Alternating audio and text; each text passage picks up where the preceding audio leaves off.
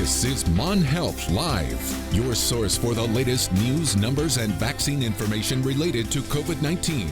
It's what you need to know now to make informed decisions for you and your family. Here are your hosts, Mon Health System CEO David Goldberg, Mon Health Chief Nursing Officer Krystal Atkinson, and WAJR's Kyle Wiggs. It is Mon Health Live on 104.5 FM, 1440 AM, WAJR for this Saturday. And we're debuting a new show which will run until hopefully it won't run very long because that means the pandemic will be in hand. But we're going to bring you this show each Saturday morning through the pandemic just to get the information you need. I'm Kyle Wiggs from WAJR. We're joined by David Goldberg, President, Chief Executive Officer of Mon Health Systems. David, good morning. Good morning, sir. Thank you. Also, Krystal Atkinson, Chief Nursing Executive of Mon Health System, is with us. Good morning, Kyle. And Chris Edwards with us as well. He is Emergency Medical Services Director. I'll let you give the proper title. Yeah, no, thank you, Kyle. I help with the ERs within the Mon Health System, and I'm the Medical Director at Mon Health Medical Center Emergency Department. Thank you. Very good. So we're here to get information out about this pandemic, about COVID-19, exactly what it is, how it can be transmitted, how it can be blocked, how people can avoid it, and also the vaccines coming, hopefully, very, very soon. So, David, I'll let you start. Let's get it rolling here. Well, good morning, everyone, and thanks for the opportunity to be here. It is an unprecedented time. There's a lot of anxiety. There's a lot of concern. There's a lot of facts, and there's a lot of myths and fiction. And what we wanted to do was come out and try to help people reduce their anxiety, have straight talk, and share directly from a medical perspective. And over the next couple weeks, we have Dr. Edwards with us today and Dr. Krystal Atkinson, our Chief Nursing Executive, and others will join us to be able to answer questions that you have about COVID, how we're managing through it, and more importantly, how we can make sure you stay healthy through this. Okay, so we're several months into this. What do we know now that we didn't know in March, April, May, et cetera? You know, I think we have to really look at how do we keep ourselves in a place where we're being safe? And I think there were so many different stories in the beginning, but I think we fine-tuned that. I think when we look at keeping ourselves safe, first and foremost, we need to do basic care. We need to take care of our bodies. We need to get rest. We need to eat well. We need to wash our hands. We need to wash our hands frequently. We need to make sure during this time we're not keep putting our hands to our face, you know, just as we would with the simple cold. But most importantly, we need to wear a mask. That is one of the things above all other things that can help us stop the spread of COVID.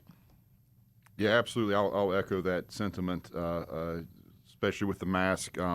That's one of the few things we actually knew at the beginning, and as you discussed, we've had lots of things change. That's kind of been one of the more challenging things for us in the medical field, is trying to stay up with all the changes. And at the very beginning of this, stuff was really changing daily. Now we're kind of seeing it monthly with new treatments and treatment options and testing options and the vaccine.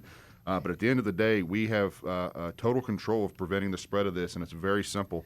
Social distance and wear a mask. You know, just have respect for your fellow citizens and keep your mask on, and that'll help slow and stop the spread of this without any question. Okay, one thing about the masks, and unfortunately through the election cycle, it became somewhat political, and there were people on both sides. Wear the masks. I'm not going to wear the masks. Explain how the masks do work. We do know there's scientific, factual information that the masks do stop the spread. So let's explain that. So there's a couple of different levels, right? So first and foremost is how to wear the mask. The mask does not help us if we're wearing under our chin, if we're just covering our mouth. We have to cover our mouth and our nose, right? That's the first thing. When we look at our cloth mask, we need to look at where we are in different circumstances. The mask that you're wearing, Kyle, is known as a procedure mask or a surgical mask. It's made a little bit differently than the mask that I have on, a little thicker, so it has the ability to be able to block more particles coming in than what I have coming in, than what I'm wearing. But most importantly, it's better than having nothing on at all. Mm-hmm. And again, one of the things that maybe is a misconception about the masks, of course, there are heavy-duty medical-type masks that the medical professionals wear when they're dealing with patients that's going to keep the COVID out. But the most important thing about the mask is not expelling the droplets. You block them. You keep them from getting out. Correct, because we're talking about something that is a respiratory disease, right? So we have droplets in the air. We breathe that in. So we want to be able to make sure that we have something that is blocking. So as you said, medical grade mask. We talk about N95 as our sicker patients in the hospital. That's what you'll see the folks in the hospital wearing. But again, it's very appropriate. What you have on can be picked up at the drugstore and still be able to keep you safe. Okay, so you don't need a medical grade mask to go to the grocery store or to go out. You just need something like this that's going to be effective in blocking from you expelling your droplets. Correct. Okay, very good. Anyone else have anything to add there? I think the other thing that you'll see in medical offices, emergency rooms, and Dr. Edwards can talk about it, is the mask is important. And then other caregivers actually are wearing face protection to cover your eyes, wearing face masks or goggles, not just glasses, but goggles to protect not only those droplets and the air getting in between the mask, but also protecting the face. And you're starting to see that more. I think Krystal said it very well. It's about preventing the droplets to get out. It's also preventing the droplets to get in. There are masks that are better based on the science. The gaiters are not as good as a typical cloth mask or a surgical mask or the N95 for the caregiver. But anything is better than nothing. Mm-hmm. Right now, guys, is there an issue with masks? Is there enough masks, A, for medical personnel, and is there enough masks for the general populace? If you need a mask, if you don't have a mask, can you get a mask? In this area, I believe that we have the ability to get masks for everybody. Within our health system, there's no issues with our healthcare providers having any problems getting any type of PPE. We're fully protected within our health system. And I feel that's the way throughout the state. The state itself has done an excellent job making sure all of our facilities have had the appropriate amount of personal protective equipment that we need. And in terms of the public, I know when we first started this, everybody's making masks at home, and now you see them being sold pretty much everywhere. So it is not an issue. And even picking up surgical masks like we have on now, I mean, I saw where you can buy those at Targets and Walmarts and things of that nature. So it is not very difficult. And with the cloth mask, you can use it for a couple of days. Just make sure you wash it, and there's no issues with it. And when you're talking about some of the myths with masks, the one I see a lot that just doesn't hold a whole lot of truth is people talk about, you wear a mask and you keep your own contaminants in there, and you're going to get sick from that. And there's no backing whatsoever to that. You will not get sick from wearing a mask. And in terms of what Krystal was saying with that, the study came out in this summer that I saw. If two people have a mask on and one person has COVID, the likelihood of transmission is less than 1.6% if you're both wearing a mask. And so we can stop the spread with wearing a mask. Mm-hmm. Okay, one more thing on the masks, and we'll move on to something else. Like you say, wearing the mask, if you're together, if everybody involved has a mask on, you're going to stop the spread of this pathogen. Correct. Okay, very good. All right, let's talk about testing. What have we learned about testing in the last few months that's different than what we thought when this started? Well, I'll first by saying we are testing a significant amount of people. At Mon Health System, I know all the hospitals around the state, we're testing patients who are symptomatic. We're testing patients who are coming in for procedures to make sure we know within the window, do they potentially have COVID or not? In many cases, it won't prevent us from doing the procedure that they need, but at least we know what level of protection our staff need related to a surgery, because if they need anesthesia and we have to deal with airway management, we want to make sure the right level of care is being done. We do drive-through testing across the region. All of our hospitals at Mon Health System and all the other providers are doing it. And we have seen much faster resulting of getting results back when we're doing a test than when we started. Mm-hmm. Yeah, and I think that, when we're talking about the testing, we need to keep in mind that if you're feeling symptomatic, you need to reach out to your primary care physician and let them order the test. It is a very simple test. As David said, drive-through testing, a nasal swab, and you're on your way. And the results have come back a lot faster than they were in the beginning when the labs were just inundated with tests. Okay, so the tests are coming back faster. Are they more accurate, or is there something? Is that been an issue at all? No, that hasn't been an issue. So we have several types of tests. Most of our rapid tests that we're seeing a lot of the urgent cares is an antigen test. An antigen test is excellent for picking up positive patients. If a patient tests negative, having an antigen test, that has about an 85% accuracy rate.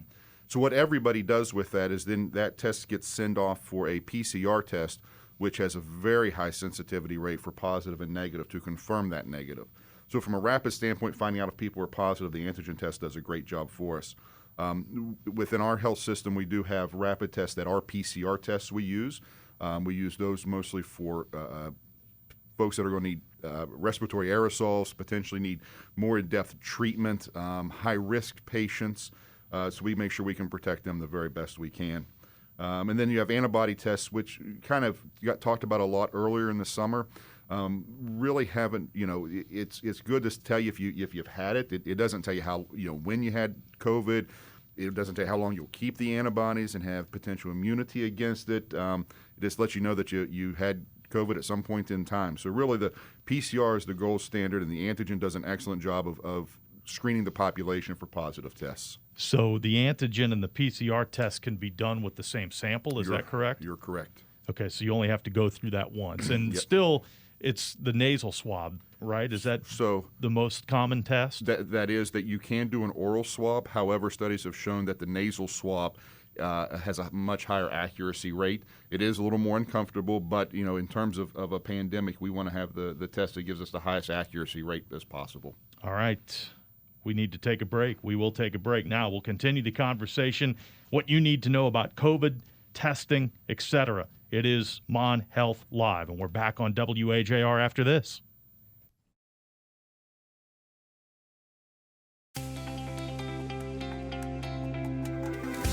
Tracking COVID-19 with the Mon Health experts. This is Mon Health Live. Here's Mon Health CEO David Goldberg and Chief Nursing Officer Krystal Atkinson.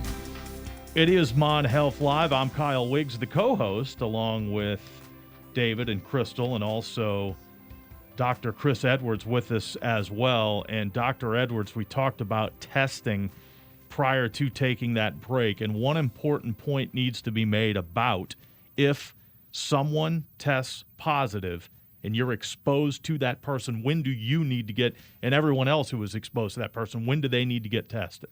So first, let's talk about exposure. When you're significant exposure to a positive patient is if you are within 6 feet of them, unmasked, for greater than 15 total minutes. So you can be 3 5-minute time periods, but a total of 15 minutes. That is considered close contact, and you need to be quarantined for 10 days when that occurs. However, once you come into contact, we see a lot of people who want to get tested immediately. What the CDC states and what studies have shown is that you won't turn positive immediately. If you have no symptoms at all and had close contact with a positive patient, the CDC does not recommend getting tested routinely until at least day 5. We see most people turn positive between days 5 and 9, and that's why our quarantine period is for 10 days. If you develop symptoms before day 5, absolutely get tested. That is solely for people who are asymptomatic. And also a very important thing to understand that we see when we test folks in the ER that have had exposure is we'll do a test, get it back, and tell them they're negative. And they're asked, well, can I end my quarantine now? Absolutely not. You still have to do your whole 10-day quarantine, because just because you're negative at day 5 doesn't mean you won't be positive on day 7.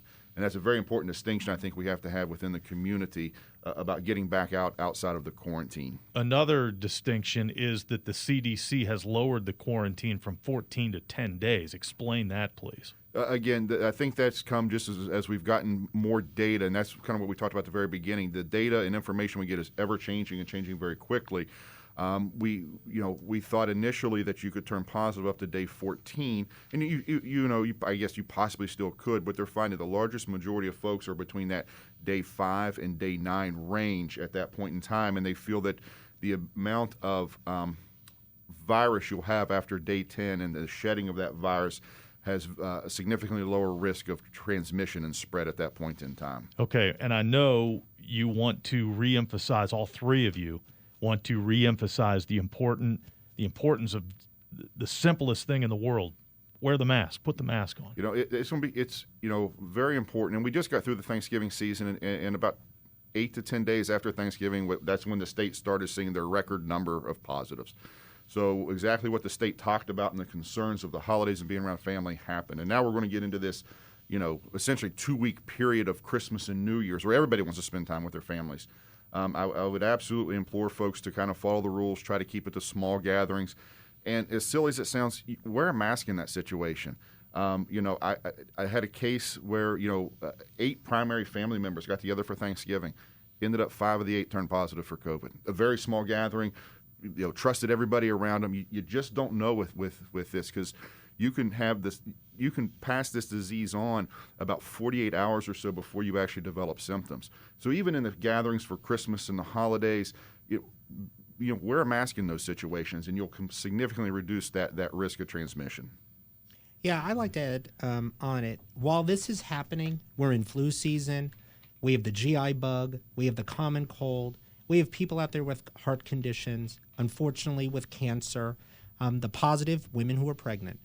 See your doctor and continue to make sure you're medically managing your situation.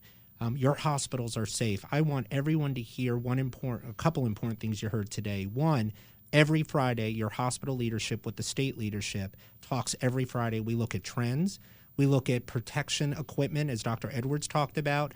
General Hoyer, Secretary Crouch, Dr. Marsh, the governor have been instrumental to make sure we coordinate and we level set. So we are working to move patients across the state where there's capacity. We have capacity at Mon Health Medical Center. We have capacity with our hospitals. We communicate to make sure people get to where they need to be for their care. Secondly, heaven forbid you need your medicines. Stay on your medicines. We could do televisits. We can bring you into the offices. We are safe. We screen you before you come in. We make sure we separate you if you have signs or symptoms to get you away from people who potentially are sick so you can continue to see your doctor. Your hospitals are selectively looking out at elective procedures to make sure our hospitals have capacity. So when people become sick, our ICUs are not overfilled, which, by the way, at Mon Health Medical Center, they're not. I've seen the Facebook posts. They are false. We have capacity. But we look ahead to make sure people have access to the care they need at the moment they need it. Mm-hmm. Anything to add? Yeah, just want to reemphasize everything that's been said, that we really want to implore people not to wait to seek care. We really want to make sure that a lot of times you can be seen in the emergency room, the doctor's office, and you can go home. But it's when we're waiting too long is when you incur that hospital visit. Mm-hmm. All right, we've got a few minutes left, and you touched on it a little bit, David, but I want to ask the fundamental question, is the hospital safe for people to come in and get treatment? It absolutely is safe. It's so safe that my daughter is being a screener there, and I wouldn't put my daughter on the front line if I didn't feel that we were safe. She wears her PPE, her mask, her face protection. By the way, she doesn't report directly to me, so there's no nepotism. But that aside, we are safe, and we've been masking our patients who are able to breathe as a patient and our staff with face protection and masking. We screen every employee coming in every shift. We screen all visitors coming into our hospitals. We do COVID testing for pre-procedure patients, and we have seen minimal spread in our Mon Health facilities, and that is a trend we're seeing across the region. So yes, we are safe. What isn't safe is when you don't take control of your health care and put things off longer than they need to be. Mm-hmm. Well, I mean, this is a unsolicited I've been through the hospital a couple of times for minor procedures in the last 8 months, and everything you say is true, that you are screened, obviously, when you come into the hospital. I had a mask on the entire time. I was completely comfortable with every staff person that was around me, and it's done to the safest degree possible. And if I may treatment. add, we limit visitors Yes. during visitor hours. There's 2 ways to get in, at least at Mon Health Medical Center. You're screened upon arrival. We've limited the hours of visitation, not because we don't want people there, but we also want people to rest, and we want to be able to limit exposure potential. And then the other aspect, as you know, is we're temperature screening and making sure no one comes in that isn't masked, a proper mask to be able to come in and interact. All right, very good. We've got about 90 seconds left. Let's recap. The masks are working. Wear the mask. That's the main thing. Absolutely. And testing. You talk about testing, when to get tested. We went over that, but in terms of quarantine with people who are around folks that have tested positive, why don't you review what we talked about? That's where, if you had close contact with a positive patient or anybody that lives in the same household with a positive patient must be quarantined for 10 days. If you develop symptoms during those 10 days, please, get tested. If you have no symptoms, wait till at least day 5 to be tested. Mm-hmm. All right. We're out of time for today. We didn't get to the vaccine. It's not quite here yet, but it's coming very, very soon for at least healthcare workers, right, and high-risk patients. Absolutely. The frontline employees, frontline workers will definitely be the first in our high-risk patients, as you talked about. And but at our next segment, maybe we'll talk about right, that. and nursing home residents, correct? Absolutely. It's going to be. So Yes. hopefully the vaccine for some is right around the corner. The vaccine for the masses, for everybody, hopefully early in the spring, and we'll work our way through this. All right, guys, very, very good information. This is great. This program airing Saturday prior to Mountaineer coverage, which is coming up at 9 o'clock, 9 hours of WVU Oklahoma game day coverage, but this program will move to 10 a.m. once the football season is over. This is the last game of the year, but we'll be with you every Saturday morning at 10 a.m., hopefully until this pandemic is snuffed out. And I have to say, let's go Mountaineers. Let's win a big game. Let's do it. Yeah, absolutely. So, again, game day coverage for West Virginia, Oklahoma coming up at 9 o'clock tonight. And Mon Health Live will be with you every Saturday at 10 a.m. through this pandemic. Everyone, thanks for coming in. Great information. Thank you, guys. We'll talk to you again next week. That's Mon Health Live here on 104.5 FM, 1440 AM, WAJR.